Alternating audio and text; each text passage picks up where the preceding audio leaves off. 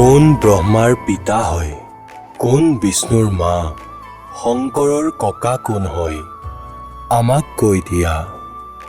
এই বিষয়ে জানিবলৈ কৃপা কৰি শুনক জগতগুৰু তত্ত্বদৰ্শী সন্ত ৰামপালজী মহাৰাজৰ অমৃত বচন সৰ্বপবিত্ৰ ধৰ্মৰ পবিত্ৰ শাস্ত্ৰৰ আধাৰত। এতিয়া প্ৰসংগ চলি আছে যে भजन करो उस रबदास जो दाता है कुल सबका।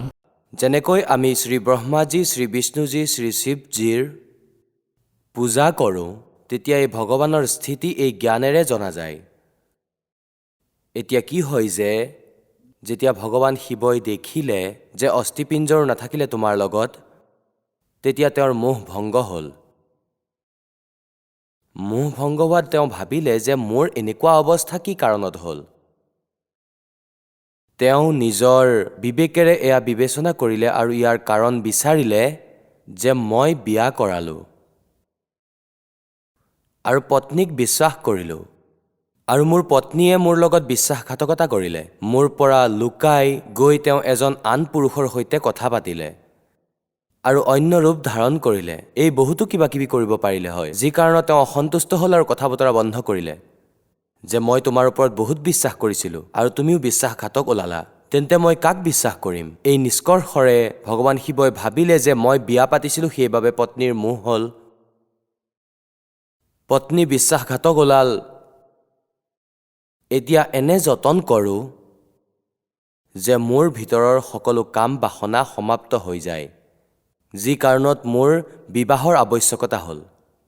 ইয়াৰ মূল নাশ কৰিবলৈ বাসনাৰ ভগৱান শিৱই কোৱা হয় ৮৮,০০০ বৰ্ষলৈকে ঘোৰ তপ কৰিলে, আৰু কোৱা হয় এই কালে এয়া বিচাৰে যে কোনেও ইয়াত কোনো প্ৰাণী বিবাহ অবিহনে নাথাকে, অৰ্থাৎ বাসনাৰ কোনেও যাতে কণ্ট্ৰল নকৰে। যদি ইয়াত আকৌ ৰিৱাজ হৈ যায় আৰু সন্তান উৎপত্তি নকৰে, সন্তান উৎপত্তি নকৰিলে মই খাম কেনেকৈ? আমিতো তেওঁৰ কেৱল ছাগলী হয় কালৰ। সেয়েহে তেওঁৰ পূৰ্ণ প্ৰয়াস থাকে, সম্পূৰ্ণ প্ৰয়াস থাকে যে কোনো প্ৰাণীয়েই বাসনাৰহিত হৈ নাযায়। এতিয়া তেওঁ কি কৰিলে? কামদেৱক এজন পুৰুষ ৰূপত তৈয়াৰ কৰি তালৈ পঠাই দিলে। এতিয়া পুণ্যাত্মাসকল যেনেকৈ অল আউট থাকে, অল আউটক ক'ৰবাত লগাই দিয়া হয় ঘৰৰ কোনো কোঠালিত, তেতিয়া তাতে মহে ঘূৰিবলৈ আৰম্ভ কৰি দিয়ে, ভাৰসাম্য হেৰুৱাই পেলাই পৰিবলৈ ধৰে। সিহঁতৰ দ্বাৰা সম্ভৱ নহয় সেয়া। এনেকুৱা এক দেৱ আছে, তেওঁৰ ভিতৰত এই গুণ বিশেষভাৱে ভৰাই ৰাখিছিল কালে, আৰু গৈ তাত বহাই দিলে তেওঁৰ ওচৰে পাজৰে। আৰু তেওঁৰ কাৰণেও ভগৱান শিৱত কোনো ব্যৱধান দেখা নগ'ল, তেওঁ তপস্যা কৰিয়েই থাকিলে। পাছত তেওঁ কামদেৱে তেওঁৰ পত্নীৰ নাম ৰতি আছিল, তেওঁক পঠালে। তেওঁ বহুত সুন্দৰী আছিল, ভগৱান শিৱৰ সন্মুখত নৃত্য কৰিব ধৰিলে। তেওঁ গোটেই সকলো কৰিলে, কিন্তু ভগৱান শিৱৰ ওপৰত কোনো প্ৰতিক্ৰিয়া নহ'ল।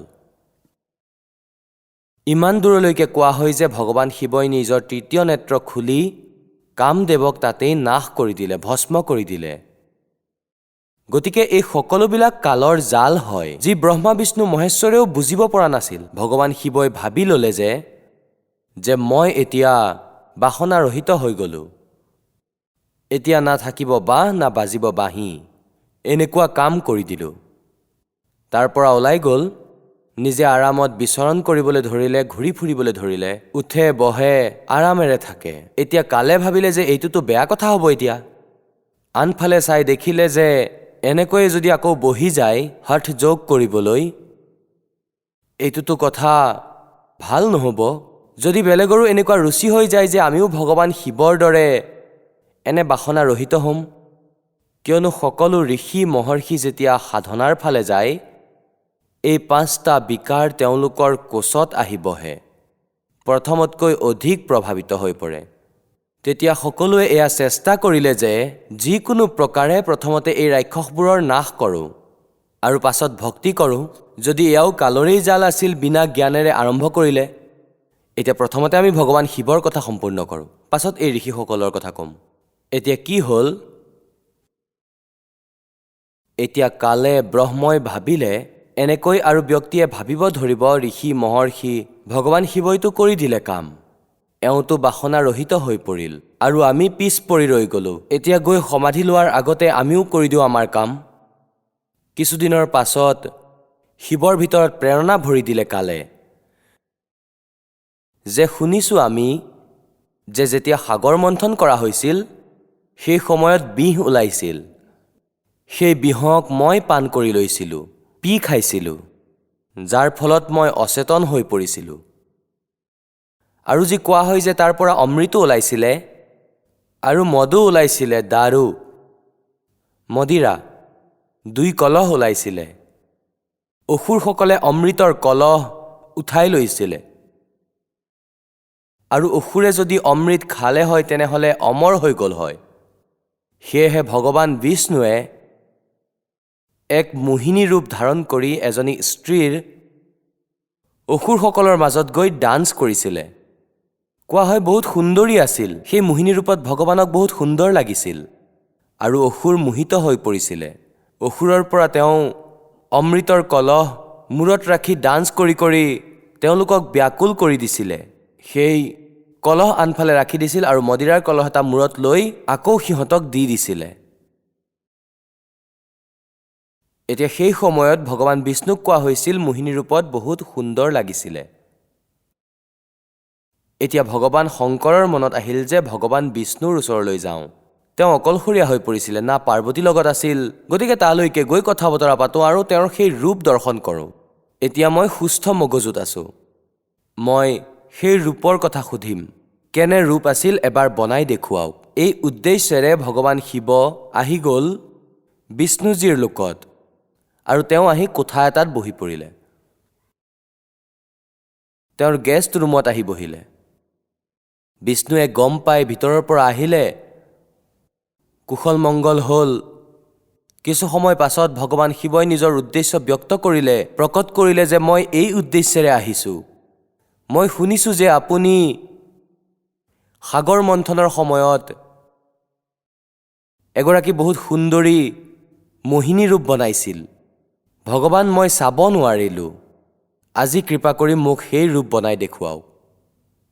ভগৱান বিষ্ণুৱে হাঁহিব ধৰিলে যে হে ভোলেনাথ, সেয়াতো কোনো চাৰ্কামষ্টেঞ্চ আছিলে আৰু সেই ৰূপ বনাবলগীয়া হৈছিল। আপুনি কৈছে মোহিনী ৰূপ বনোৱা, এয়া কিবা কথা হৈছে নেকি? মোৰ লাজ লাগিব। এতিয়া ভগৱান শিৱই ক'ব ধৰিলে যে যেতিয়ালৈকে আপুনি মোক সেই ৰূপ বনাই নেদেখায় তেতিয়ালৈকে মই ইয়াৰ পৰা নাযাওঁ, মই ইয়াতেই বহি পৰিম। আৰু বহি পৰিলে তেওঁৰ দুৱাৰৰ সন্মুখত, পাৰ্কত, বাগিচাত, হঠযোগ কৰি। ভগৱান বিষ্ণুৱে ভাবিলে যে ৮৮,০০০ বছৰটো তেওঁ এনেকৈ বহিয়ে পাৰ কৰিলে আৰু এতিয়া আহি ইয়াত বহি পৰিছে, নুঠিবই চাগে।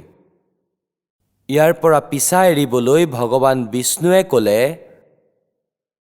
তাত এনেকৈ কৈছিল যে এনেকুৱা নহ'ব, মোৰ লাজ লাগে, মই এনেকুৱা কৰিব নোৱাৰোঁ। এনেকৈ কৈ ঘৰৰ ভিতৰলৈ সোমাই গ'ল, মহললৈ।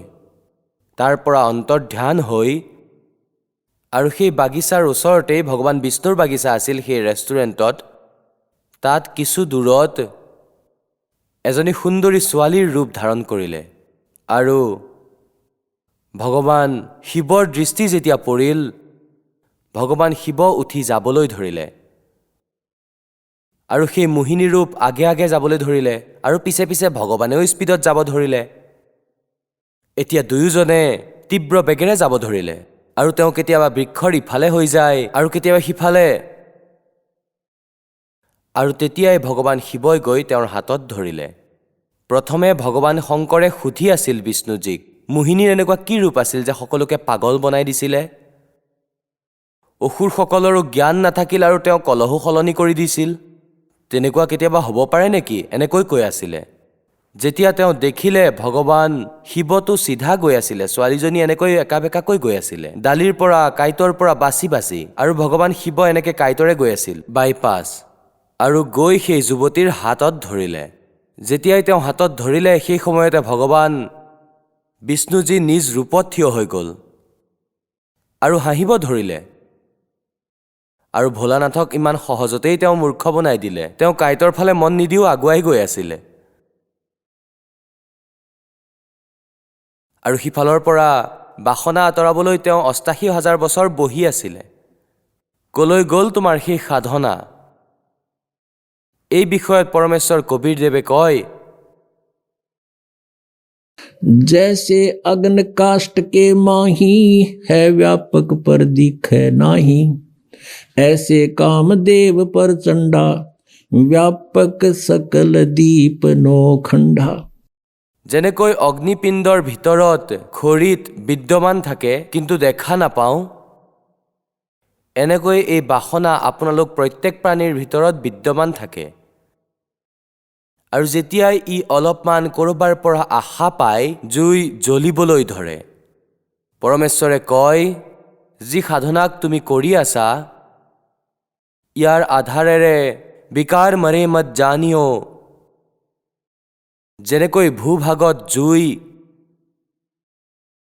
যেনেকৈ গোচা থাকে উপলে, অথবা কোনো জুইৰ যি খৰি জ্বলি যায়, বাকী ৰৈ যায়, তাক এঙাৰ বুলি কোৱা হয়। সেই এঙাৰক ছাইত দবাই দিয়া হয় আৰু কিছু ঘণ্টা পাছত সেই ছাইক ওপৰৰ পৰা এনেকুৱা লাগে যে সেয়া একেবাৰে শান্ত হৈ গ'ল। ইয়াত কোনো হিট নাথাকে, কোনো গৰম নাথাকে। আৰু ইয়াক যেতিয়া উলিওৱা হয়, তেতিয়া সেই জুই, সেই খৰি প্ৰথমতকৈ অধিক গৰম হয়, জ্বলি থকা পোৱা যায়। সেই কয়লা, ইয়াত পৰমাত্মাই কয়, যি সাধনা তুমি কৰা, এয়া ব্যৰ্থ প্ৰয়াস কৰি আছা। विकार मरे मत जानियो जो भूबड़ में आग। এয়া কিছুদিনলৈ শান্ত হৈ যায় আৰু যেতিয়াই সময় আহে তেতিয়াই লগে লগে ই এজ ইট ইজ হৈ যায়। ইয়াৰ নীতি কৈছে পৰমাত্মাই, যি আমি সাধনা কৰি আছোঁ আৰু জ্ঞান আধাৰেৰে এই যি আপোনাৰ বিকাৰ আছিলে সেয়া শান্ত হৈ যাব আৰু লাহে লাহে এইবোৰ নৰ্মেলাইজ হৈ যাব। শেষ নহ'ব কিন্তু নৰ্মেলাইজ হৈ যাব আৰু জ্ঞানৰ ৰছেৰে ইয়াক বান্ধি দিয়া হ'ব। পাছত এয়া লৰিব নোৱাৰিব। এতিয়া যিমানেই চঞ্চল পশু হওক, যিমানেই ভালকৈ ৰছীৰে বান্ধি নিদিয়ক, সি কৰিয়েই থাকিব ফু ফু। নিজৰো কিছু অলপ ৰেঞ্জ থাকে, ইয়াৰ তেওঁ হানি কৰিব নোৱাৰে। এনেকৈ এই পৰমাত্মাৰ জ্ঞানেৰে আৰু এই ভক্তিৰ শক্তিৰে আৰু এনেকুৱা কণ্ডেম হৈ যাব, এওঁ আবুল তাবুল ক'ব, মনৰ অভ্যাস হয়, কিয়নো ২১ ব্ৰহ্মাণ্ডৰ স্বামী হয়। কিন্তু এই জ্ঞানৰূপী ৰছীৰে ইমান টানকৈ বান্ধি দিয়া হয়, তেওঁ নিজৰ মৰ্যাদাক চেৰাই যাব নোৱাৰিব। এতিয়া প্ৰসংগ চলি আছে যে আমি যি ভগৱানৰ ভক্তি কৰিব বিচাৰিছিলোঁ আৰু যাক আমি সুখী মানিছিলোঁ, তেওঁলোকৰ এনে অৱস্থা হয়। আৰু যিবোৰ মন্দিৰত গৈ আমি পূজা কৰিছিলোঁ, সেই স্থান কি আছিলে? এতিয়া তত্ত্বজ্ঞানৰ এই ৰশ্মিৰে এতিয়া আমাৰ জ্ঞান হৈছে। এতিয়া যেনেকৈ যিকোনো এজন সাধক হয়, কিয়নো এই আত্মা যেতিয়াৰ পৰা ভগৱানৰ পৰা বিচ্ছিন্ন হ'ল, কিছু সময়ৰ পাছতেই তেওঁৰ আৱশ্যকতা উপলব্ধি হ'ল। আৰু ইয়াৰ পিছত সেই দিনাৰ পৰাই প্ৰয়াসৰত হৈ আছে, প্ৰয়াসশীল হয় যে মই সেই পৰমাত্মাক, সেই সুখক পাওঁ, যাক মই এৰি আহিছিলোঁ। তেতিয়া ইয়াৰ এই মিছা সুখক এই কালে আধাৰ বুলি ক'লে। कबीर साहब कहते हैं, झूठे सुख को सुख कहे, ये मान रहा मन मोदे, ये सकल तबीना काल का भाई, कुछ मुख में कुछ गोद। এই মিছা সুখক সুখ বুলি কয়। মিছা সুখ কি হয়? পুত্ৰ হ'ব, পুত্ৰী হ'ব, এখন কাৰ হ'ব, এটা ঘৰ থাকিব, আৰু আকৌ কোনো পোষ্ট পালে, অথবা কোনো উচ্চ অধিকাৰী হৈ গ'লে, অথবা কোনো MLA, MP, মুখ্যমন্ত্ৰী, প্ৰধানমন্ত্ৰী হৈ যাওঁ, এইবোৰ আশা থাকে। এতিয়া পৰমাত্মাই কয়, ইয়াত ২১ ব্ৰহ্মাণ্ডত যি ধৰণে তুমি সুখ বিচাৰি আছা, সেয়া সুখ নহয়।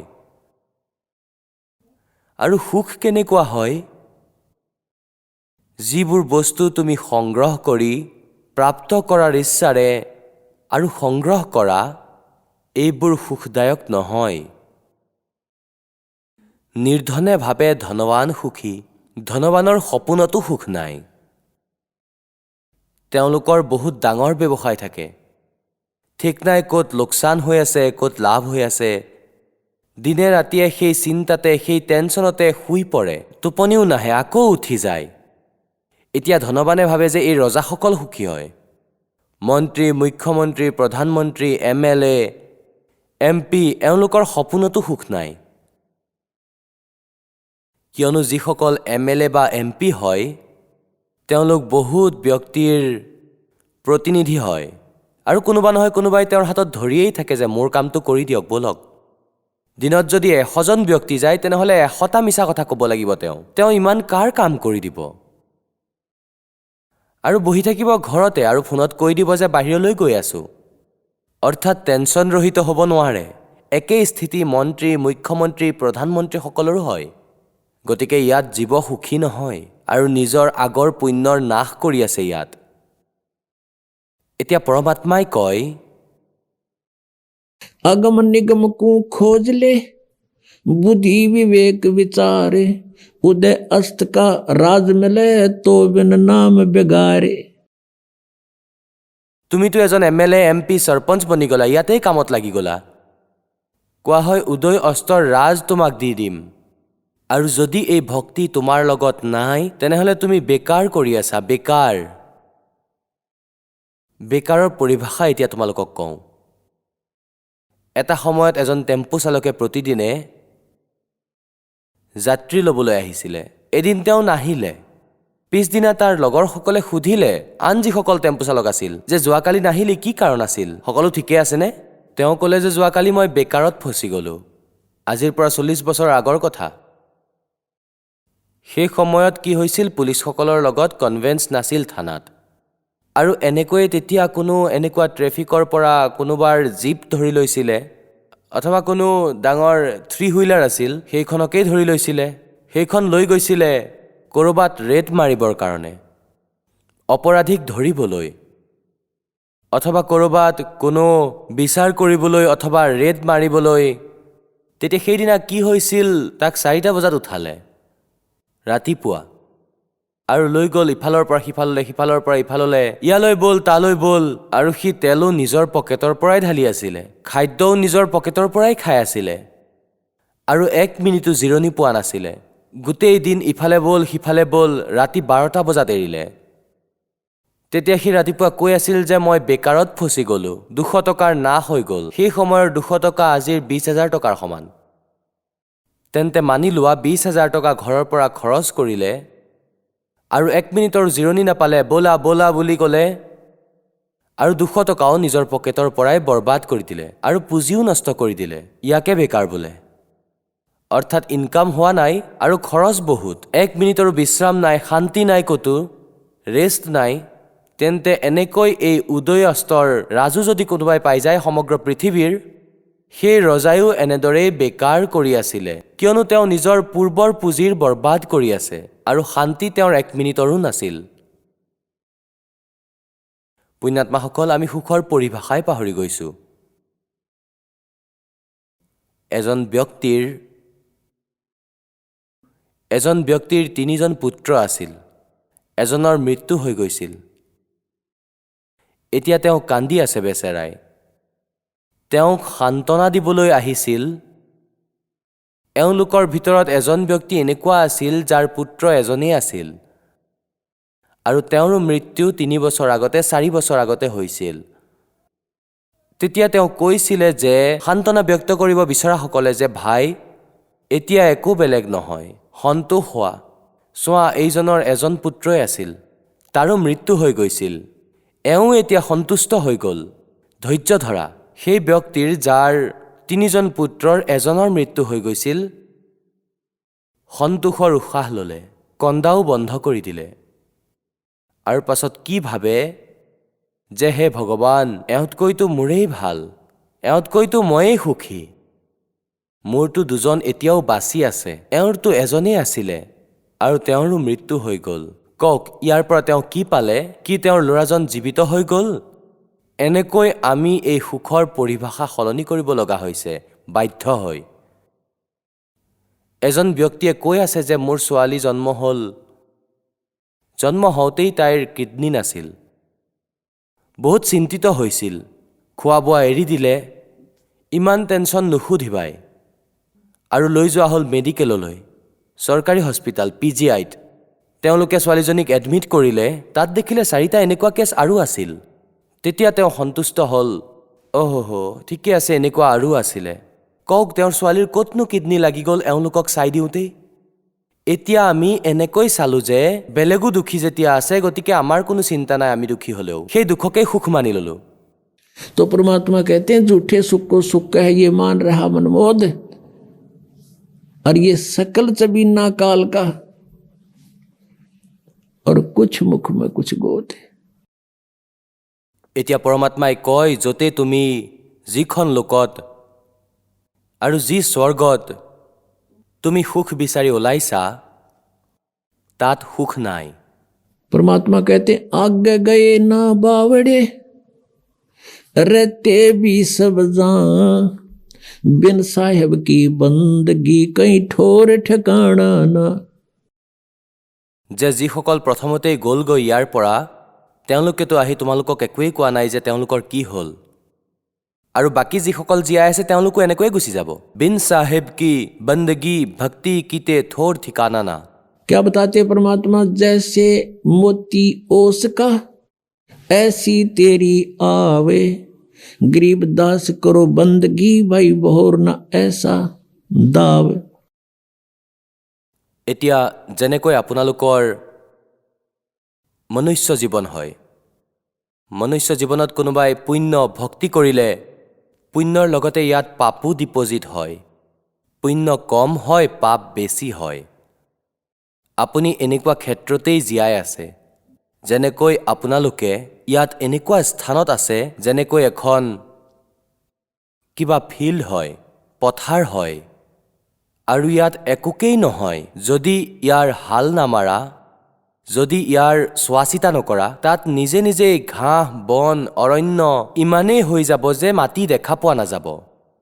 আৰু ইয়াত খোৱাৰ যোগ্য নিজৰ অন্ন প্ৰাপ্ত কৰিবলৈ, বীজ ৰোপণ কৰিবলৈ ইয়াত কিমান পৰিশ্ৰম কৰিব লাগিব। প্ৰথমতে ঘাঁহ বন কাটিব লাগিব, আকৌ পিছত হাল বা ট্ৰেক্টৰেৰে হাল মাৰিব লাগিব, বব লাগিব, আৰু আকৌ তাতো খৰচ হ'ব, কষ্ট আৰু পৰিশ্ৰম লাগিব। তাত আকৌ খাৰ বীজ ৰোপণ কৰিব লাগিব, তাতো খৰচ, খাৰ দিব লাগিব, তাতো খৰচ, হাল বাব লাগিব, তাতো খৰচ। অৰ্থাৎ ইমানখিনি খৰচ কৰি যি সেই 2 অন্ন প্ৰাপ্ত হ'ল, আৰু সেই ঘাঁহ বন জংঘল এনেই গজিল, যাৰ কোনো আৱশ্যকতাই নাছিল, তেন্তে আমি এনেকুৱা এখন ক্ষেত্ৰত জীয়াই আছো। परमात्मा कहते हैं पृथ्वी ऊपर पग जो धारे, और करोड़ जीव एक दिन में मारे, हरी भांति पृथ्वी के रंगा, अंत कोट जीव उड़े पतंगा, जो चौका तुम देवो नेता, सत्य ब्राह्मण की है हत्या। ब्राह्मण सेंस हत्या जो हुई, जल स्नान कर तो सोई, खान पान में दमन प्राणी, और कैसे पाओ तुम मोक्ष निशानी। যে এফালেতো তুমি পুণ্য কৰি আছা, ইয়াৰ পেৰেলেল আপোনাৰ পাপো হৈ আছে, আৰু আপোনালোকৰ দুয়োৰে ভোগ প্ৰাপ্ত হ'ব। আপোনাৰ পুণ্য পৃথককৈ লিখা হয় আৰু পাপ বেলেগকৈ লিখা হয়। আপুনি পুণ্যৰ আধাৰত স্বৰ্গলৈ গ'ল। ইয়াত অলপমান কনচেপ্ট ক্লিয়াৰ কৰিব লাগিব যে যেনেকৈ আপোনালোকৰ এক পুণ্য পৰমাত্মা পৰম অক্ষৰ ব্ৰহ্মক এৰি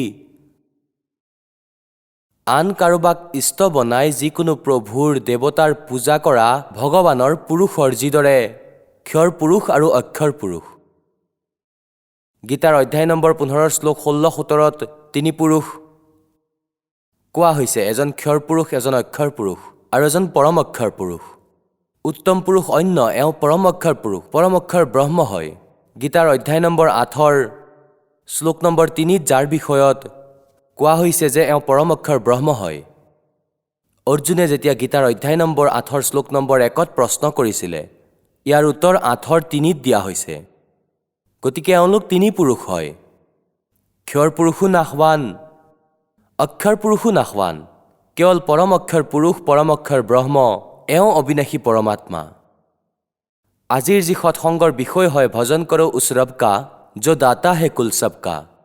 এতিয়া এই কনচেপ্ট ক্লিয়াৰ কৰিবলৈ গোটেই সকলো জীৱনী ইতিহাস শুনোৱা হৈ আছে। এতিয়া ক্ষৰ পুৰুষো নাহৱান, অক্ষৰ পুৰুষৰো ক্লিয়াৰ স্থিতি আছে যে এওঁ অবিনাশী নহয়, বেছিক নাম এওঁৰ অক্ষৰ পুৰুষ হয়। আৰু সেই পৰমাত্মাটো বেলেগহে হয়।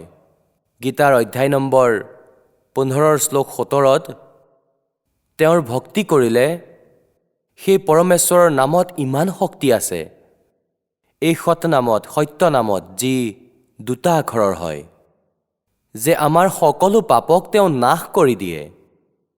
আৰু আন ভগৱানে শ্ৰী বিষ্ণুজী, শ্ৰী ব্ৰহ্মাজী, শ্ৰী শিৱজী আৰু ব্ৰহ্ম ক্ষৰ পুৰুষ আৰু অক্ষৰ পুৰুষ ব্ৰহ্ম পৰব্ৰহ্ম কয় অক্ষৰ পুৰুষক, এওঁলোকৰ ভক্তিৰে পাপ নাশ হ'ব নোৱাৰে। ৱৰ্কডান সকলোৱে পাব, যি কৰিছে সেই ফল অৱশ্যেই প্ৰাপ্ত হ'ব, পাপো পাব পুণ্যও পাব। সেয়েহে এনে ভগৱানৰ ভক্তিৰে জীৱ সুখী হ'ব নোৱাৰে। কিয়নো যদি পুণ্যৰ কাৰণে কোনোবা স্বৰ্গত 2 ঘণ্টা ৰখি আহে, তেনেহ'লে বাকী 20 ঘণ্টা সেই পাপক ভুগিব লাগিব। ইমান অত্যাধিক পাপ হয়। পুণ্যটো কৰিলেহে হয়, আৰু পাপ নিজে নিজেই হয় ইয়াত। এতিয়া প্ৰসংগ কি হয়, এতিয়া কাৰণ কি হয়, যেনেকৈ কোনোবাই লাইচেন্স বনাই ৰাখিছে, ড্ৰাইভিং লাইচেন্স অৰ্থাৎ গাড়ী চালকৰ লাইচেন্স বনাই ৰাখিছে, চাৰ্টিফিকেট।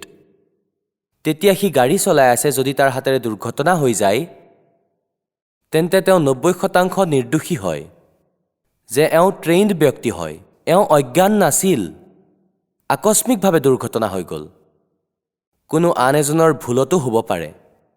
সেয়েহে এওঁক নিৰ্দোষী প্ৰমাণিত কৰি দিয়া হয়। আৰু যাৰ হাতত লাইচেন্স নাই আৰু গাড়ী চলাই আছে, তেওঁৰে দুৰ্ঘটনা হৈ গ'লে চিধা ভিতৰত জেলত সুমুৱাই দিয়া যায়, তেওঁৰ বিকল্প নাই।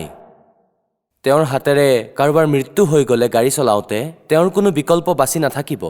গতিকে এনেদৰেই যি বিনা গুৰুৰে অৰ্থাৎ লাইচেন্স বনাই অধিকাৰীৰ অবিহনে, অধিকাৰী এওঁলোক হয়, সকলো হ'ব নোৱাৰে।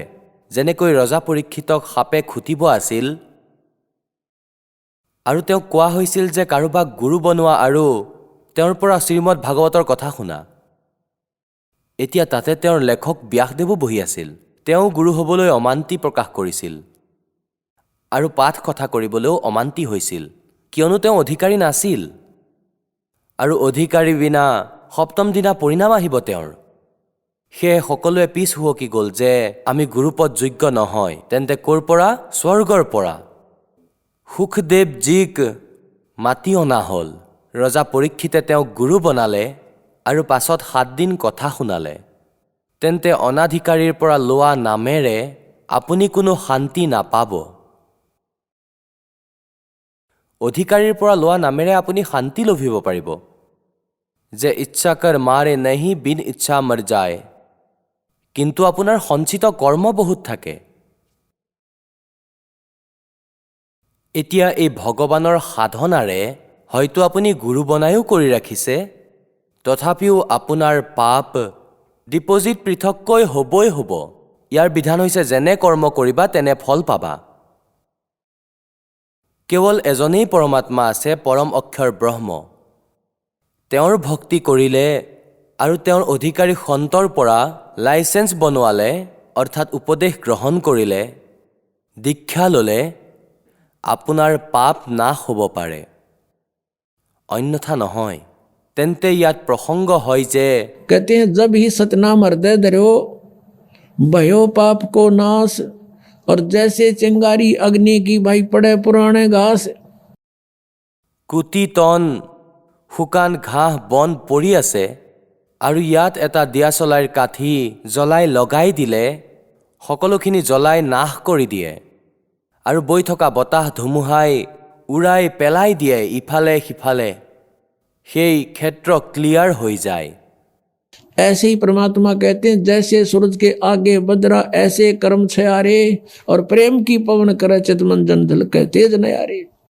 প্ৰেমৰ পৱন যেতিয়া বলিব পৰমাত্মাৰ মন্ত্ৰৰ লগত তেওঁতো ফুৱাই দিব আৰু পাছত প্ৰেমৰ পৱনে অৰ্কৰে চিতমঞ্জন ভগৱানত প্ৰেম জাগৃত হ'ব, চকুৰ পৰা চকুলো ওলাব।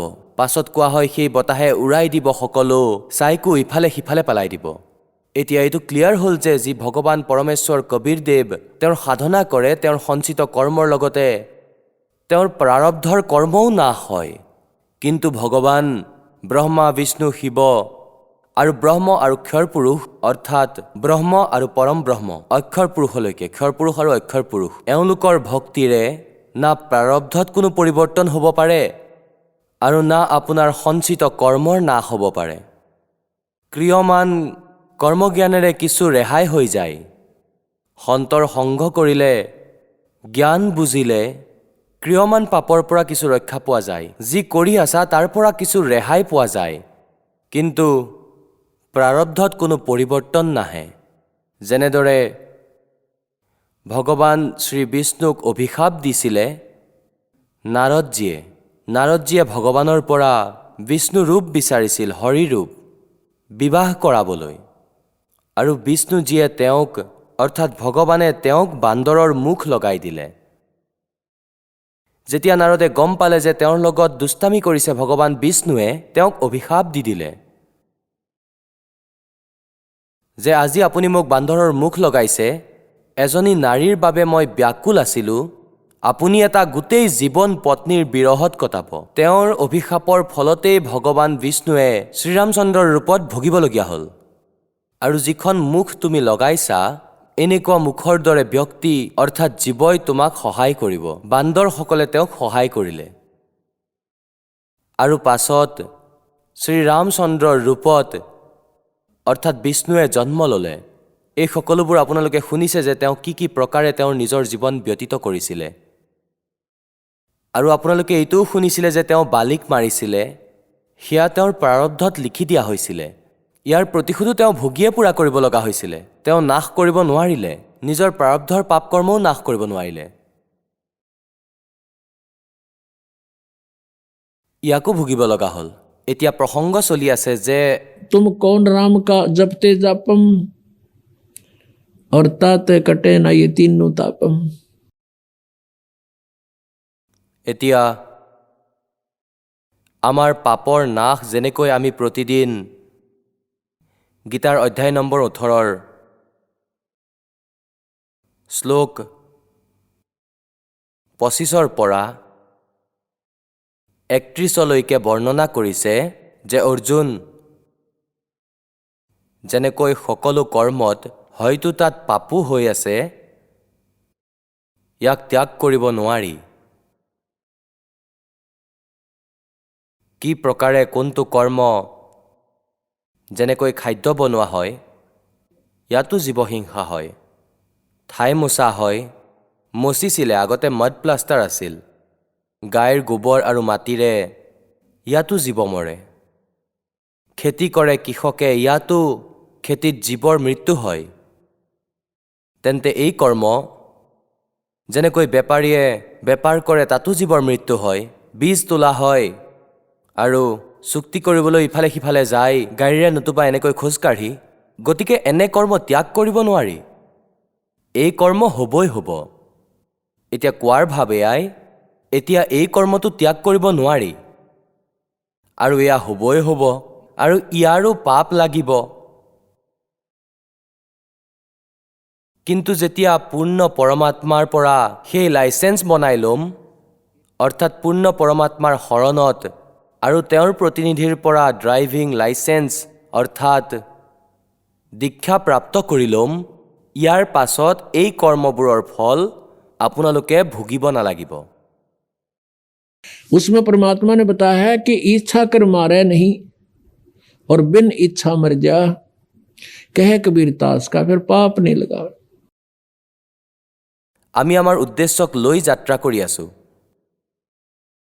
যেনেকৈ কৃষক খেতিলৈ যায়, পাছত হাল মাৰে, যদি তেওঁৰ লগত সেই নাম নাই, সেই সঁচা নাম নাই পোৱা, তেন্তে কোৱা হয় তেওঁৰ এক হালত খুব বেছি 30 ফুট বহল আৰু 200 ফুট দীঘল লৈ লোৱা।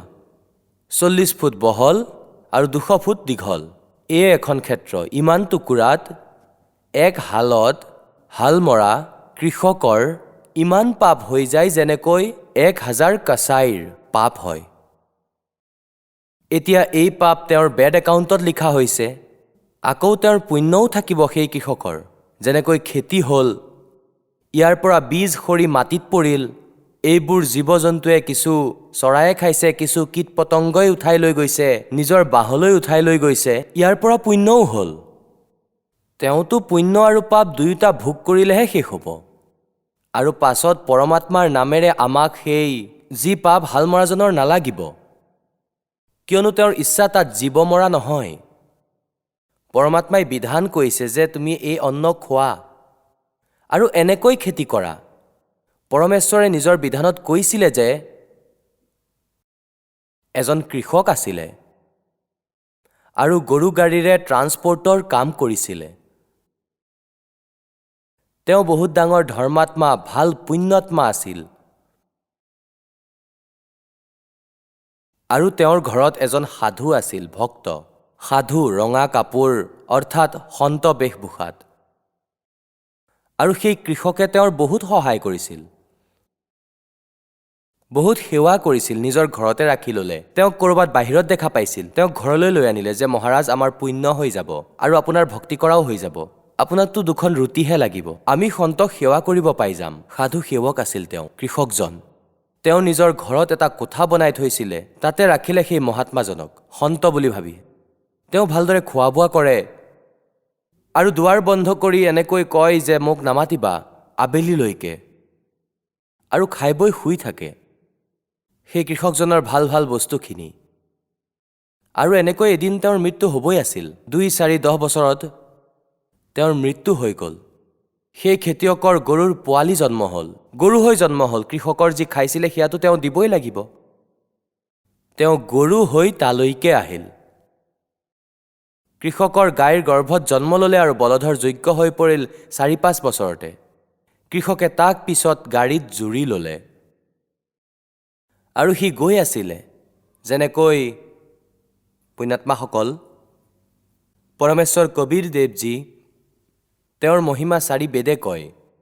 সেই পৰমাত্মা নিজৰ সতলোকত থাকে, তাৰ পৰা গতি কৰি তলত পৃথিৱীলৈ আহে, ভাল আত্মাসকলক দেখা দিয়ে আৰু তেওঁলোকক জ্ঞান দিয়ে। সেই জ্ঞানেৰে পৰিচিত সেই পুণ্য আত্মাসকলে পাছত পৰমেশ্বৰৰ মহিমাৰ গুণগান কৰে। ইয়াৰ ভিতৰৰে এজন আদৰণীয় গৰীব দাস চাহেবজী, গাঁও চুৰাণী, জিলা জজ্জৰৰ।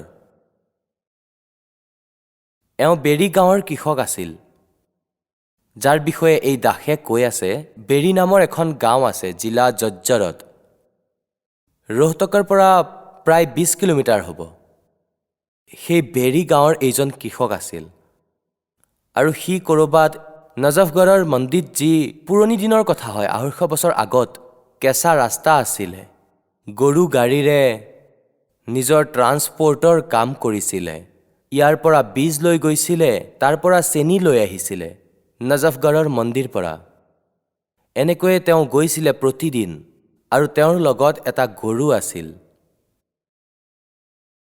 বগা ৰঙৰ, আৰু গৰুটো গৈ গৈ গাড়ীত বহি পৰিছিলে, খোজ কঢ়া নাছিলে। তাৰপিছত তাক ভালদৰে পিটিলেহে পিটিলে, ভালকৈ পিটাৰ পিছত সি থিয় হৈ গ'ল। আকৌ কিছু দূৰ গৈছিলে, আকৌ বহি পৰিছিলে। এদিন এনেকৈয়ে কৰি কৰি সি নজফগড়ৰ মন্দিৰ পৰা আহি আছিলে, আৰু ৰাতিপুৱা ৰাতিপুৱা গৰীব দাসজী সেই ৰাস্তাৰ কাষতে থকা এটা কুঁৱাত স্নান কৰি আছিলে। সেই গৰুটো আহি তাতেই বহি পৰিলে, আৰু কৃষকে উঠিয়েই তাক লাঠিৰে মাৰিবলৈ আৰম্ভ কৰিলে। গৰুটোক উঠোৱাৰ মাত্ৰ এইটোৱেই উপায় আছিল। তেতিয়া গৰীব দাস চাহেবজী, যি পৰমাত্মাৰ সৈতে পৰিচিত আছিল, তেওঁ ক'লে যে ভাই কৃষক হৰলাল, তাক নামাৰিবা। এতিয়া কি কৰিম ভাই ভগত, ইটো মোৰ তেজ খাই দিলে। 1 কিলোমিটাৰ যায়, আকৌ আধা ঘণ্টা বহি থাকে, আৰু ইয়াক আকৌ পিছত লাঠিৰে মাৰি মাৰি উঠাবলগীয়া হয়। ই মোক বিৰক্ত কৰি পেলাইছে। এতিয়া কি হ'ল, গৰীব দাসজী উঠিলে, আৰে ভাই নামাৰিবা এই পশুক, ৰৈ যোৱা। এতিয়া গৰীব দাসজীয়ে গৈ তাৰ কাণত কিবা ফু মাৰি দিলে। কিয়নো তেওঁ পৰমাত্মাৰে সৈতে পৰিচিত হৈ আছিলে। গৰীবদাসজীয়ে কয় যে পৰমাত্মাক লগ কৰি পৰমাত্মাৰ টাচ হ'লে, পৰমাত্মাৰ জ্ঞানেৰে পৰিচিত হ'লে পৰমাত্মাৰ কৃপাৰে তেওঁৰ শক্তি আহি যায়। আৰু দিব্য দৃষ্টি গৰীবদাসৰ পৰমাত্মাই খুলি ৰাখিছিলে। এতিয়া তাৰ কাণত গৰীবদাসজীয়ে কিবা ক'লে, গৰুটো একেবাৰে থিয় হৈ গ'ল আৰু কৈ দিলে, ভাই ইয়াক আৰু নামাৰিবা, ই এতিয়া আৰু ৰখি নাথাকে। এতিয়া তেওঁ লৈ গ'ল বান্ধি গাড়ীত আৰু তেওঁৰ নাম সুধিলে। এখন সৰু গাঁও আছিল চোৰাণী, 40-50 ঘৰ হ'ব যেনে তেনে। আপোনাৰ নাম কি হয়? যে গৰীবদাস নাম হয় মোৰ, আৰু বলৰাম মোৰ দেউতাৰ নাম হয়। এতিয়া সেই গৰু আৰু বহি পৰা নাছিল আৰু সি গৈ পালেগৈ তাত। পিছদিনা আকৌ 2-4 দিনৰ পিছত আকৌ উভতি গ'ল, সি একেদৰেই গ'ল। এতিয়া সেই হৰলালে ভাবিলে যে সেই ব্যক্তিজন কোন আছিল? তেওঁ কি মন্ত্ৰ ফুকি দিলে এই গৰুটোক? তেওঁতো সিদ্ধ পুৰুষৰ নিচিনা দেখাত। তেওঁ সেই সাধুজন বিচাৰি ফুৰিছিলে। তেওঁ গাঁৱলৈ আহি সুধিলে, সেই ৰাস্তাতে আছিল যে ভাই গৰীবদাস নামৰ হয় এক বলৰামৰ এজন গৰীবদাস আছিল, তেওঁৰ ঘৰ কোনফালে? তেতিয়া সেই গৰীবদাসৰ এজন শিষ্য পালে। তেওঁ ক'লে, ভাই তেওঁ সাধাৰণ মানুহ নহয়, তেওঁকতো পৰমাত্মা বুলি মানি লোৱা সন্ত হয়, ভগৱানক পাইছে তেওঁ আৰু সন্ত হয়, তেওঁ সাধাৰণ মানুহ নহয়। তেতিয়া ক'লে, ভাই এতিয়াহে বুজি পাইছো। ক'ব ধৰিলে, মোক তেওঁৰ দৰ্শন কৰোৱা। ক'ত আছে তেওঁৰ ঘৰ কৈ দিলে, সেইয়া ওচৰতে, মই লৈ গৈছো। সেই শিষ্যই লৈ গ'ল। শিষ্যই প্ৰণাম কৰিলে, হৰলালেও প্ৰণাম কৰিলে। তেওঁ দেখিলে যে এয়াতো মঠ, এয়াতো অসাধাৰণ। মোৰতো জীৱন সলনি কৰি দিলে, নহ'লে সদায় বিৰাণ মাটি হৈ আছিলে। 3 দিনৰ কাম এসপ্তাহতে কৰিছিলোঁ। এতিয়া লগৰ গৰুটোতকৈও আগত যায়। তেতিয়া সি সুধিলে যে, হে মহাৰাজজী, আপুনি সেই গৰুটোৰ ওপৰত কি যাদু কৰিলে? তেতিয়া গৰীবদাসজীয়ে সুধিলে যে, ভাই এটা কথা কোৱা, তোমাৰ ঘৰত কোনো বাবাজী আছিল নেকি? হয় আছিলে। আৰু তুমি খুব ভালদৰে তেওঁক খুৱাই বুৱাই ৰাখিছিলা? তেওঁ ক'লে, হয় খুব সেৱা কৰিছিলোঁ মহাত্মাৰ। সেই অকৰ্মণ্যই ভাই ভক্তি কৰা নাই, তোমাৰ খাইছিল আৰু শুইছিল। এতিয়া এই গৰুটো হৈছে সেই বাবাজীজনেই। এতিয়া সি তোমাৰ মাৰ খাই খাই পূৰা কৰে কাম। অভ্যাসটো ইয়াৰ এতিয়াও বেয়া হৈ আছে, খাই আৰু শুই যায়, কিন্তু তুমি শুবলৈ দিয়া নাই ইয়াক। এতিয়া ইয়াক কোবাই আছা আৰু পূৰা কৰি আছা সকলো কাম। মই তাক এয়াই ক'লো যে কোব খাই খাই কৰা অথবা ৰাজি হৈ সুখী মনে কৰা, কামটোতো কৰিবই লাগিব। আগতে খাই বৈ শুই পৰিছিলি। তেতিয়া সি সেইবোৰ বুজি পাই গ'ল। মোৰ আজ্ঞাৰ পালন কৰি আছে সি, তোমাৰ ঋণ শোধ কৰিব ই। এতিয়া পুণ্যাত্মাসকল কোৱা হয়, सत्संग की आधी घड़ी और परमात्मा कहते तप के वर्ष 1000 तो भी बराबर है नहीं, कहे कबीर विचार। अब देखो करे करावे साइया मन में लहर उठा, दादू से दर्जीव के वो आप बगल हो जा। এওঁ পৰমাত্মাৰ শিষ্য আছিলে। কেতিয়াবা কোনো জন্মত এনেকুৱা যিবোৰ চাৰ্কামষ্টেঞ্চ হয় পৰমেশ্বৰে কৰে, আৰু তেওঁ ভক্তি কৰা নাছিলে আৰু 84 লাখ জনীত গৈ ফচি গ'ল। এতিয়া তাৰ পৰাও ইয়াক ৰেহাই দি দিয়া হ'ল। এতিয়া হৰলালৰ মনত এয়া আহিল যে ভাই মহাত্মা আছিলে, নিজৰ কৰ্ম এনেই ভুগিব। আজিৰ পৰা এই গৰুটোক ক'তো প্ৰয়োগ নকৰোঁ। উভতি গৈ তাক গাড়ীৰ পৰা এৰি দিলে। লগে লগে গৰু গাড়ীৰ পৰা খালী কৰি দিলে, বেলেগ গৰু বান্ধি ল'লে আৰু তাক পিছত বান্ধি ঘৰলৈ লৈ আহিল। ঘৰত গৈ বেলেগকৈ বান্ধি থ'লে, দানা খোৱালে, পানী খোৱালে, প্ৰয়োগ নকৰিলে। এতিয়া তাক ইয়াতো ৰেহাই দি দিলে পৰমাত্মাই। তেওঁৰ অংশ কোনো এজন আছিল আগৰ জন্মৰ অকৰ্মণ্য, খায় আৰু শুৱে। এতিয়া ইয়াৰ পিছত হৰলালে ভাবিলে যে ভাই এই মহাত্মাৰ পৰা কিছু জ্ঞান শুনিব লাগে। পাছত পৰমাত্মাই কিছু জ্ঞান শুনালে। কোত জন্ম তনে ভৰমত হৈ গে, কুছ না হাত লগা ৰে, কুকৰ চুকৰ খৰ গয়া বোৰে, কৌৱা হংস বুগাৰে। গোটেই কথা শুনালে। এতিয়া একেবাৰে প্ৰভাৱিত হৈ পৰিল সেই কৃষক হৰলাল, আৰু তাক এই কৰ্মেৰে পৰিচিত কৰালে যে এজন হালোৱাই আৰু 1000 কচাইৰ সমান পাপ হয়। তেতিয়া এই কথাৰে তেওঁ প্ৰভাৱিত হ'ল আৰু ক'ব ধৰিলে যে ভগৱান মোক আপোনাৰ লগতেই ৰাখি লওক। গৰীবদাসজীক ক'লে, গৰীবদাসজীয়ে ক'লে যে আমাৰ মাৰ্গ এনে ৰাখি দিয়া নহয়। আমি কেৱল সেই বিধি কওঁ যাৰ দ্বাৰা তোমাৰ পাপ নহ'ব। এতিয়া খেতি কৰা তেন্তে পাপ হয়, হৰলালে ক'লে। আৰু এয়া গাড়ী চলাওঁ যদি তেতিয়াও পাপ হয়। আপুনি গোটেই বিধান কৈ দিলে। এতিয়া ভগৱান এই কৰ্মটো মোৰ দ্বাৰা নহ'ব আৰু মোক আপোনাৰ লগতেই ৰাখি লওক, আপোনাৰ সেৱা কৰিম।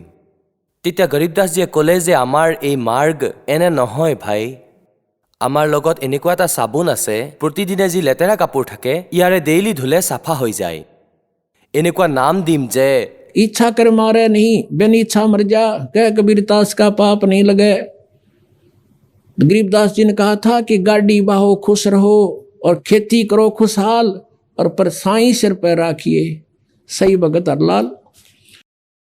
যে নিজৰ কামো কৰা আৰু এই মন্ত্ৰৰ জপো কৰা, মৰ্যাদা ভংগ নকৰিবা। তেতিয়া সঠিক ভগত হৈ গ'ল হৰলাল, নিজ ভক্তি কৰি। তেন্তে কোৱাৰ উদ্দেশ্য এয়াই যে যি এই পৰমাত্মাৰ ভক্তিৰ সঠিক মন্ত্ৰ আপুনি পাই যাব, পিছত আপোনাৰ দৈনিক কৰ্ম এৰিব নালাগিব, ইয়াক ত্যাগ কৰিব নোৱাৰি আৰু ইয়াৰ পাপো নালাগিব। আপোনাৰ পাপ নহ'ব।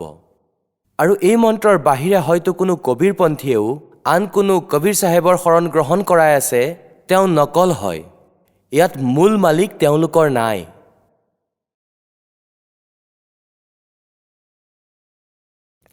তেন্তে প্ৰসংগ চলি আছে যে কোন পৰমাত্মাৰ ভক্তি আমি কৰিম আৰু কোনজন ভগৱানৰ পৰা আমি পূৰ্ণ মুক্তি পাম।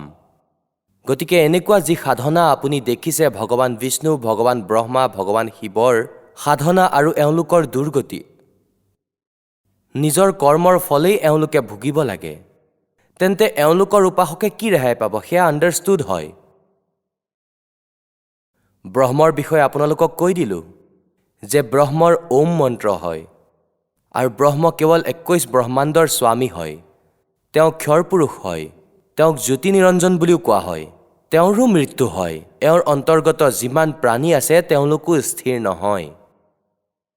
আৰু যেতিয়ালৈকে জন্ম মৃত্যু আছে, জীৱৰ সুখ হ'ব নোৱাৰে, পৰম শান্তি হ'ব নোৱাৰে। অক্ষৰ পুৰুষ এওঁ 7 সংঘ ব্ৰহ্মাণ্ডৰ স্বামী হয়, 7 সংঘ ব্ৰহ্মাণ্ডৰ, আৰু এওঁৰো জন্ম মৃত্যু হয়। এওঁৰ অন্তৰ্গত সকলো প্ৰাণীও নাশবান হয়, যদিও তেওঁলোকৰ আয়ুস দীঘল হয়, আৰু সকলো যোনিক তেওঁলোকে ভুগিব লাগিব। আৰু ইয়াৰ অন্তৰ্গত অক্ষৰ পুৰুষকো ইষ্ট মানি, অৰ্থাৎ পৰব্ৰহ্মকো ইষ্ট মানি যিয়ে সাধনা কৰিব বিচাৰে, তেওঁৰো পৰম শান্তি প্ৰাপ্ত হ'ব নোৱাৰে। কেৱল পৰম অক্ষৰ ব্ৰহ্ম, পৰম অক্ষৰ পুৰুষ, সেই পৰমাত্মাৰ ভক্তি আৰু তেওঁৰেই নাম পৰম সন্তৰ পৰা লৈ যিয়ে কৰিব, তেওঁৰ সকলো লাভ হ'ব। এসময়ত গৰীবদাসজী যেতিয়া পৰমাত্মাৰে পৰিচিত হৈ পৰিছিলে, সতলোক আৰু সৎস্কন্দক স্বয়ং চকুৰে চাই আহিছিলে নিজ আত্মাৰে, তেওঁক পুনৰ এৰি দিছিল কবীৰ পৰমেশ্বৰে। তেওঁৰ জ্ঞান যোগক খুলি দিছিলে, দিব্য দৃষ্টিক খুলি দিছিলে। ইয়াৰ পাছত কবীৰ পৰমেশ্বৰে নিজ উদ্দেশ্য অনুসৰি তেওঁৰ দ্বাৰা নিজৰ অমৃতবাণী, নিজৰ মহিমাৰ জ্ঞান পুনৰ উচ্চাৰিত কৰোৱালে গৰীবদাস চাহেবৰ দ্বাৰা। আদৰণীয় গৰীবদাস চাহেবজীয়ে সেই বচন পৰমাত্মাৰ নিজ চকুৰে দেখা মহিমা কৈছিলে। আৰু এজন গোপাল দাস নামৰ এক দাদুপন্থীৰ সন্ত আছিলে, তেওঁ ভগতে সেই সকলো পৰমাত্মাৰ মহিমাৰ বাণী গৰীবদাসজীৰ মুখাৰবিন্দেৰে উচ্চাৰিত লিপিবদ্ধ কৰিছিলে। সেই বাণীত ইমান জোৰ আছে, যেনেকৈ আপোনালোকক আমি নিত্য নিয়মৰ বাবে দিওঁ, ৰাতিপুৱাৰ বাণী, আবেলিৰ আৰতি, দুপৰীয়াৰ ৰমেনী, 3 সময়ৰ আমি আপোনাক ভক্তি কওঁ, এনেকুৱাই বেদতো বিধান আছে যে পৰমাত্মাৰ ভক্তি 3টা সময়ত হয়। তেন্তে সেই সাধনা কৰি গৰীবদাসজীৰ কিছু শিষ্য হ'ল। তেওঁলোকে সাধনা কৰি য'তেই গৈছিল নিজৰ নিত্য নিয়ম অৱশ্যেই কৰিছিলে। লুধিয়ানাৰ ওচৰত এখন ৱাছিয়াৰ গাঁও আছিলে। লুধিয়ানাৰ ওচৰত ৱাছিয়াৰ গাঁৱৰ এজন বহুত ডাঙৰ কৃষক আছিলে, ৰাম ৰায় নাম আছিল তেওঁৰ। আৰু গাঁৱত আৰু এটা নাম ৰখা হৈছিলে, ঝুমকৰা। তেওঁৰ নাম ঝুমকৰাও ৰখা আছিলে। বাস্তৱিক নাম তেওঁৰ ৰাম ৰায় আছিল। এজন গৰীব দাসজীৰ ভগত। সেই ৱাছিয়াৰ গাঁৱৰ বাহিৰত গৰমৰ দিন আছিলে। পুৱাই পুৱাই স্নান কৰি এটা পুখুৰীত আৰু সেই পুখুৰীৰ পাৰতেই সমানত বহি এটা আলিত নিজৰ এখন কাপোৰ পাৰি ভগৱানৰ নিত্য নিয়ম কৰি আছিলে। ৰাতিপুৱাৰ বাণী কৈ আছিলে। আৰু সেই ৰাম ৰায়জী পুৱাই পুৱাই ফ্ৰেছ হ'বৰ কাৰণে গৈছিলে। তেওঁ দেখিলে যে এক বহুত সুৰীয়া মাতেৰে ভগৱানৰ বাণী কোনো ভগতে উচ্চাৰণ কৰি আছে।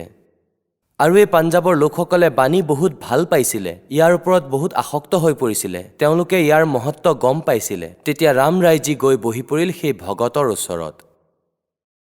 সম্পূৰ্ণ বাণী শুনিলে। যেতিয়া তেওঁ সম্পূৰ্ণ কাম কৰি শেষ কৰিলে, তেতিয়া ৰামী হ'ল। কুশল মংগল সুধিলে, কোন ক'ৰ পৰা আহিছা তুমি? সেই ভগতে ক'লে যে মই এনেকৈ সেই গাঁৱৰ হয় আৰু এটা বিশেষ কামৰ কাৰণে এইফালে গৈছিলোঁ। আগতে খোজকাঢ়ি গৈছিলে আৰু ইয়াত বহি মই নিজৰ ভক্তি কৰি আছিলোঁ। তেতিয়া সেই ৰাম ৰায়ে সুধিলে যে এই বাণী গুৰু গ্ৰন্থ চাহেবততো নাই, আপুনি কাৰ বাণী পঢ়ি আছিলে? বহুত আত্মাক টানি আছিলে এই বাণীয়ে। ইয়াৰ শব্দই মোৰ হৃদয়ত ঠাই বনাই আছিলে।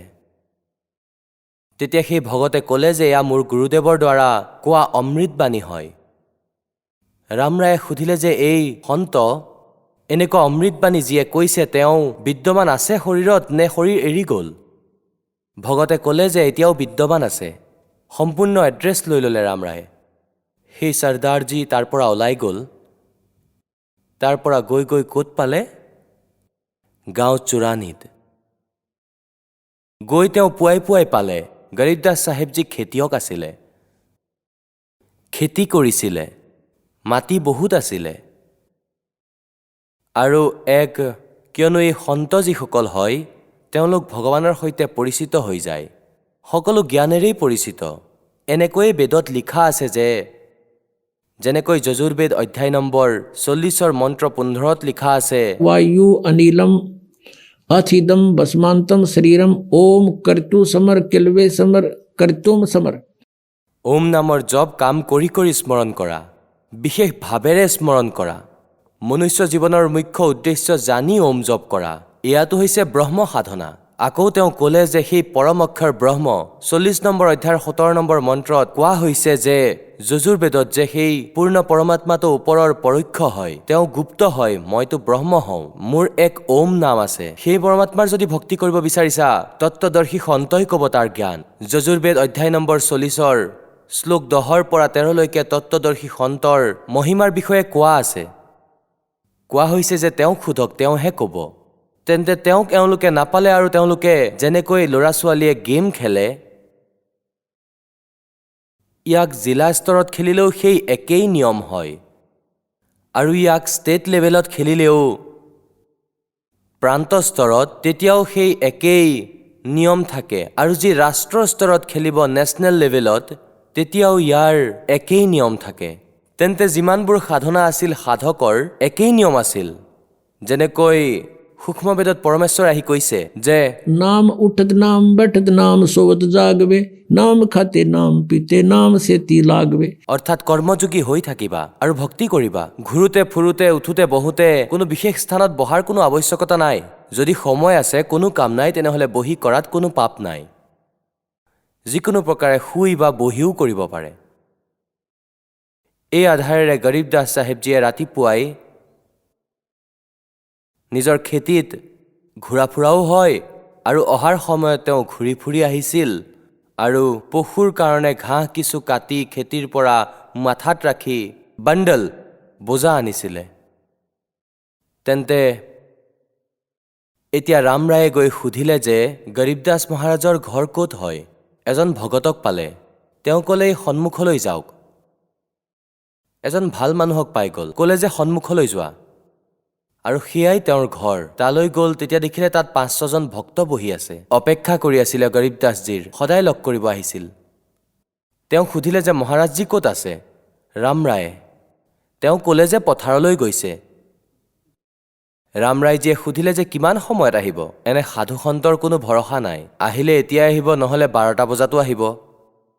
তেওঁৰ কথা হয় খেতিলৈ গৈছে, কামত লাগি গৈছে হয়তো। এতিয়া ৰামৰায়ে ভাবিলে যে মোৰ ইচ্ছা আছে যে মই সন্তৰ দৰ্শন কৰিম, তাৰ পাছত আহাৰ কৰিম। এতিয়া 250 কোষ আহি পৰিছোঁ, অৰ্থাৎ 400 কিলোমিটাৰ আহি গ'লোঁ। 10 খোজ আৰু দি দিওঁ, তেওঁক সুধি লওঁ কোন ছাইডত গৈছে। তেতিয়া ক'লে আগলৈ যোৱা এইটো ৰাস্তাতে। এতিয়া ৰামৰাইজী সেই ৰাস্তাৰে আগবাঢ়িলে আৰু কৈ দিছিলে যে আগত এটা কুঁৱা আছে, এটা জুপুৰি আছে, হয়তো তাতেই পাব পাৰা। তেওঁ ভাবিলে ইমান দূৰ আহিলোঁ যেতিয়া সাধুৰ দৰ্শন কৰিহে আহাৰ কৰিম। দূৰৰ পৰা কি দেখিলে, গৰীব দাসজী আহি আছে, মূৰত পশুৰ ঘাঁহৰ বোজা লৈ, জোৱাৰৰ। কৃষক ৰূপত এওঁতো চিম্পলৰ দৰে বেশভূষা, হাৰিয়ানাৰ ধুতি আৰু কুৰ্তা সেয়া পিন্ধিয়ে আহি আছিলে। আৰু ৰামৰাইজীৰ দৃষ্টিকোণ আছিলে যে সাধু সন্ত হ'ব, হয়তো ডিঙিত মালা হ'ব, দীঘল দীঘল জতা হ'ব, দাঢ়ি বঢ়োৱা হ'ব, ছাই ঘঁহা থাকিব শৰীৰৰ ওপৰত, হাতত চিমটা থাকিব, বা গাত ৰঙা কাপোৰ থাকিব, মূৰ খুৰোৱা থাকিব, তিলক লগোৱা থাকিব। এই ইমাজিনেৰে তেওঁ নিজ হিচাপেৰে এনেকুৱা ইমাজিন বনাই ৰাখিছিলে যে সাধু এনেকুৱা হ'ব। সিফালৰ পৰা অন্তৰ্জামী আছিলে গৰীব দাসজী, তেওঁ জানি গৈছিলে ভগত আহিছে। ভগতে সুধিলে ৰামৰায়ে তেওঁক, গৰীব দাসজীক, যে ভাই কৃষক, মই মহাত্মা গৰীব দাস চাহিবজীক লগ কৰিবলৈ আহিছোঁ। তেওঁক ক'ত পাম, আপুনি দেখিছেনে? এইফালে অহা বুলি কৈছিলে। গৰীব দাসজীয়ে ক'ব ধৰিলে যে আহা ভাই, মোৰ লগতে আহা, মই লগ কৰাম গৰীব দাস চাহেবক, আহা মোৰ লগত। নহয়, এইফালে অহা বুলি কৈছিলে। ক'ব ধৰিলে আহা মোৰ লগত, মই লগ কৰাম তোমাক। এতিয়া গৰীব দাসজীয়ে জানিছিলে যে যদি মই ইয়াক এতিয়া এইটো কৈ দিওঁ যে মই গৰীব দাস হওঁ, তেনেহ'লে সি মোৰ কথা নুশুনিবই, কিয়নো এওঁ মহাত্মাৰ যি বেশভূষা এনেকুৱা হ'ব নে এনেকুৱা হ'ব, এওঁতো এনেকৈ ভাবি ৰাখিছে মহাৰাজে। আৰু মই যদি কৈ দিওঁ এয়াতো উল্টা হৈ যাব, সি পিছত ৰুটিও নাখাব। এয়া যদি কৈ দিওঁ মই মহাৰাজজী হওঁ বুলি। উভতি আহি গ'ল। তাতে ভগত বহি আছিল। গৰীব দাসজীক অহা দেখি সকলো থিয় হৈ গ'ল। এজনে তেওঁৰ ঘাঁহৰ বোজা মূৰৰ পৰা নমালে আৰু দণ্ডৱত প্ৰণাম কৰিলে। আৰু ভগতসকলে সম্পূৰ্ণ সৎকাৰ দিলে নিজৰ গুৰুদেৱক। এতিয়া সেই ৰামৰায়ে থিয় হৈ চাই আছে যে এওঁ কোন হয়, কি হৈছে। এওঁলোকে তেওঁক দণ্ডৱত প্ৰণাম কৰি আছে, এওঁতো চিম্পল মানুহ হয় মোৰ দৰে। আৰু গৰীব দাসজীৰ 1400 একৰ মাটি আছিল সেই সময়ত, 1400 কিলা। সিফালে ৰামৰায়ো এজন ভাল জমিদাৰ আছিলে, 500-600 একৰ মাটি তেওঁৰো আছিলে। কৃষক আছিলে তেওঁ, চৰ্দাৰজী। এতিয়া তেওঁ ভাবিলে কৃষক হয়, বহুত মাটি আছে এওঁৰ, এইমাত্ৰই শুনিছিলোঁ মই, আৰু গৰু গাই বান্ধি ৰাখিছে। সি ভাবিলে এওঁ মোৰ দৰেই খেতিয়ক হয়, আৰু এইসকল তেওঁৰ কৰ্মচাৰী হয় যিয়ে তেওঁক প্ৰণাম কৰিছে। এতিয়া তেওঁ সুধিলে যে এওঁ কোন হয় ভাই। তেওঁলোকে ক'লে গৰীব দাসজীৰ শিষ্যই যে এওঁ মহাৰাজ হয় গৰীব দাসজী, এওঁ ডাঙৰ মহাপুৰুষ হয়, বহুত ডাঙৰ। এতিয়া ৰামৰায় বহি পৰিল মাটিৰ ওপৰতেই, বুকুত ধৰি। এতিয়া ইমান দূৰ আহিলোঁ আৰু খান্দিলোঁ পাহাৰ আৰু পালোঁ নিগনি।